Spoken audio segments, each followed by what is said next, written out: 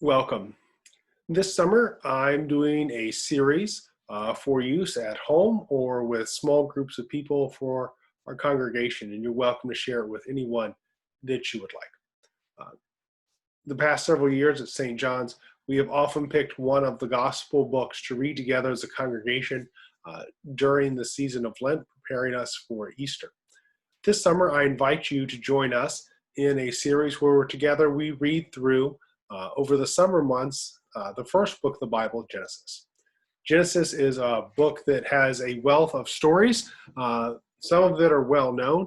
Often, some people think of them as children's stories, but there are much more there for us as adults than we might realize. So if you haven't read Genesis before, you haven't read Genesis for a long time, I certainly welcome you to join us on this journey together. As a Lutheran pastor serving the Lutheran Church, it's worth noting that our forerunner in the faith, Martin Luther, spent much of his life and career as a university professor. And he lectured quite a bit on the book of Genesis. Some semesters he did not make it through from Genesis 1 all the way to the end of the book because he had so much to say. While there was much to be said about the book of Genesis and its interpretation, I don't anticipate running out of time this summer for us to read through it together. To begin, I'm encouraging folks to read the first first three chapters this week. It's a modest amount of Bible reading, but I hope that you will be able to do this joyfully, either on your own or with one another. And whether you do this by yourself or not, I wanted to share with you a few what I hope will be encouraging words about how we might do this together. So sometimes people are nervous or not sure about how to start faith at home. So I just want to share a guide that I find really helpful in my own life and that I've used with my own family and with small groups together of people that you can use as well. So I like to use what we call the Faith 5 format. It's a way to begin by sharing your highs and lows, what's happening in your life. Doesn't have to be long, but it allows people to share a bit about their days and for us to get to know one another and build relationships. And the highs and lows you share should always be appropriate for your group and the people that you are talking with. If you're doing this on your own or by yourself, these also make great ways to begin doing some journaling as a way of reflection and beginning your own devotional practice. After we've shared highs and lows, like, I'm glad I finished a big project at work, or it was really wonderful to go out in the sunshine today, or even some lows like, I really asked for no pickles on my sandwich and that just really bummed me out, and pickles are gross and I don't like them. Actually, I have to like pickles, but if you don't, maybe that really threw off your day. You share that with another. Spend some time reading a Bible story or verse or a chapter, to talk or write about it if you're doing this on your own, to pray for people in the world, and to bless one another with a blessing for this day. In the beginning, we're reading Genesis chapters 1 through 3. This contains two different creation stories in Genesis 1 and Genesis 2 back to back. And in Genesis 3, the story that's commonly referred to as the fall, or the eating of the forbidden fruit in the tree, from the tree. When we talk about the creation story, there's lots to be said, but perhaps we might begin here. The same word in the creation story about the wind blowing over the waters is the same word for breath and spirit in Hebrew, and it's the similar root word that gets used in the New Testament for the Spirit of God coming upon the disciples. So I encourage you, as one exercise, is to simply go back to Genesis chapter 1-3. And especially if your translation of the Bible says when, to read it as saying the breath of God, and then reading it again as the Spirit of God.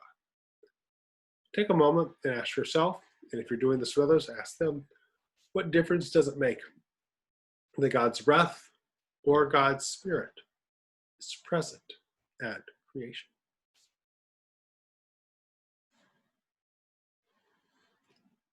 In Genesis 2, we come to some fascinating bits of translation. The word that is translated man and woman are the same word in Hebrew. And a better translation would probably be the human and the human, or person and person. And in fact, sometimes our biases that come out in translation, even though throughout much of recorded history, we know that these have been translated as man and woman, get in the way of us understanding God and one another. What motivated God, we read in chapter 2, is God's desire for people to be in relationship with one another. That people would not be alone. It's fascinating to consider a God who loves us so much that would look upon us and see that we might be lonely if left by ourselves. And so that another, just like the first, is created for companionship. I don't mean to suggest that we always have to be in another person's presence every minute of every day. But I do believe, in the beginning, God created humanity so that we might be in relationship and know the goodness of relationships and companionship with other people as part of the way that we live our lives. I simply encourage you to consider for yourselves and those you are gathered with. But what this chapter reveals about God's desire for people to be in relationship with one another. And you may even wish to discuss, what does a healthy and life-giving relationship look like for you in our lives today? In Genesis chapter 3, the beauty and the smoothness of the creation and of people knowing one another comes to an abrupt transition. Alicia Sharon Harper writes in her book, The Very Good Gospel, this commentary on Genesis 3. When after the people have eaten from the apple, the tree of knowledge of good and evil, when God comes rustling in the sound of the evening breeze, she writes, humanity hid from God. The husband blamed his wife, focused on his work, and ruled over her. She was left longing for the intimacy they used to know. The first animal sniped at a human being, and humanity had to beat at the earth to get anything from it. By the end of chapter 3, we've gone from God's good creation to a break in relationship between God and people, between people and people, between people and animals and the land. I simply ask you where you experience these breakdowns in our relationships today. Often in our world, the breakdowns in relationships between God and people, animals and land, can often be seen in the ills of the various isms in our world. In the summer here of 2020 as it begins, George Floyd has just been killed.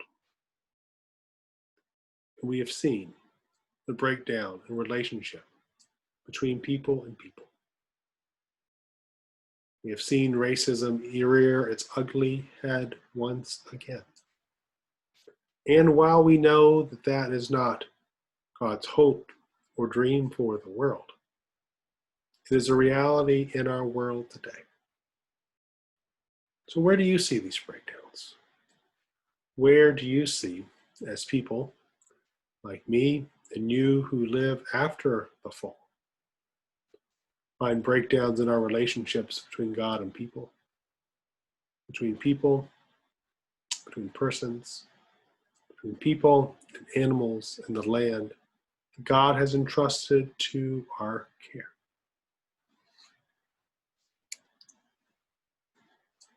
After we have some discussion or some journaling time on our own, we encourage you to take what you have written and talked about and lift it to God in prayer. You can pray for creatures big and small, like in the creation story.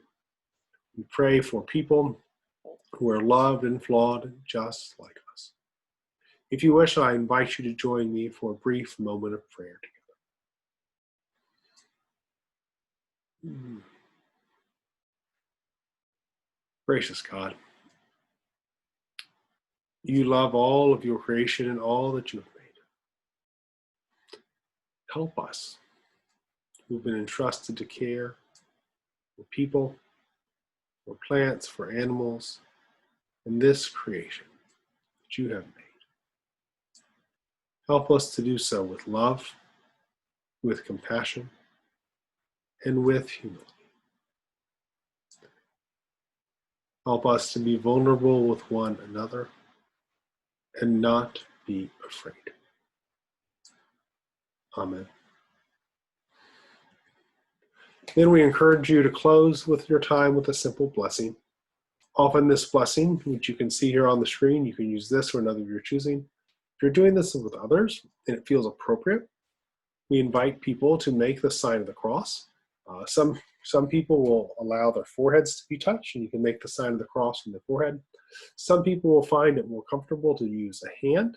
You can make the sign of the cross on the hand. Some people do prefer not to be touched. So whenever we do blessings, it's super important that we ask the person that we're seeking to bless if we are allowed to trace the sign of the cross either on their forehead or on their hand, so that our touch might be healthy and a blessing to them. May the peace of God be with you this day, and I hope you will join us throughout the rest of the summer as we read through the book of Genesis together.